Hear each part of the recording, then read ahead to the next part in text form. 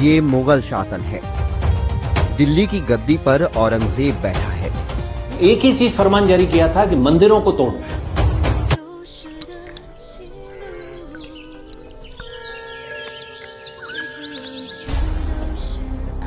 औरंगजेब ने अपने शासन में आते ही कोई गौशाला नहीं, कोई जमीन नहीं, सारी जमीन को कब्जे में लो। बोले जो हमारे आंखों में खटकता है उसको तोड़ो आप। इसके ऊपर के खंड जो थे 3 खंड वो उड़ा दिए गए।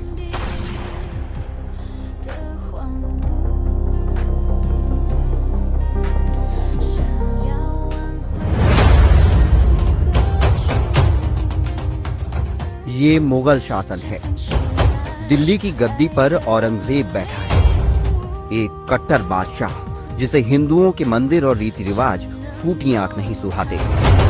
दिल्ली से करीब 150 किलोमीटर दूर है वृंदावन। वो दौर था दमन का, जब आस्था के दीपक बुझाने के लिए मुगलिया तलवार गरज रही थी। ये कहानी है आस्था और विश्वास की। ये गाथा है हजारों साल पुराने कृष्ण विग्रहों को क्रूर औरंगजेब से बचाने की। ये है वृंदावन का गोविंद देव मंदिर। इसका 7 मंजिला शिखर उस दौर के भक्ति का प्रतीक था। मंदिर के शिखर पर 1.25 मन यानी 50 किलोग्राम घी का विशाल दीप जलता था, जिसकी लौ मीलों दूर आगरा तक दिखाई देती थी। 7 मंजिल के ऊपर एक दीपक था, उसमें 1.25 मन की का अखंड दीपक जलता था। ऐसा सुनते हैं कि उस दीपक की लो की रोशनी आगरा तक जाती थी।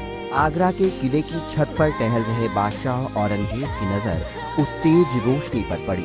ये क्या है? रात के अंधेरे में ये कैसी रोशनी? पास खड़ा हिंदू सूबेदार बोला, जहाँ पना ये रोशनी वृंदावन से आ रही है। वहाँ गोविंद देव जी के मंदिर के शिखर पर विशाल दीप जलता है। त्योहारों में उसकी लौ इतनी तेज हो जाती है कि यहाँ आगरा से भी दिखाई देती है।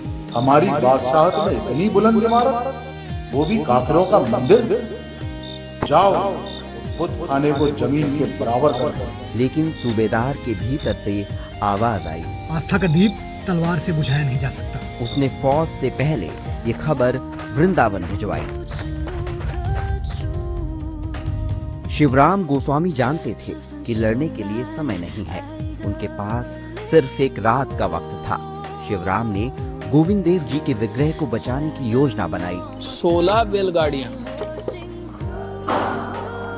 जिसमें सबसे आगे गोविंद, उसके पीछे उसके सेकंड वाली बैलगाड़ी में शिवराम गोस्वामी पुजारी, जो गोविंद के सेवित थे। मंदिर के सेवायत गोविंद जी को घास से भरी बैलगाड़ी में छिपाकर वृंदावन से निकल पड़े। वे मुगल चौकी से गुजर ही रहे थे कि एक मुगल सिपाही ने आवाज दी, रुको। लेकिन शिवराम गोस्वामी ने गाड़ीवान से कहा, रुकने की जरूरत नहीं है, चुपचाप चलते रहो।